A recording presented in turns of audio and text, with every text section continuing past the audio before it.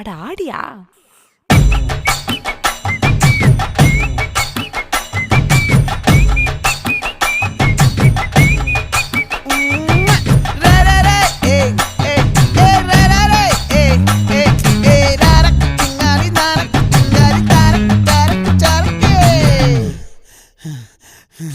விளைஞ்சிருக்கும் என் வெத்தலை கொடி, அட வளைஞ்சிருக்கும் ஒரு சன்னல் வெடி.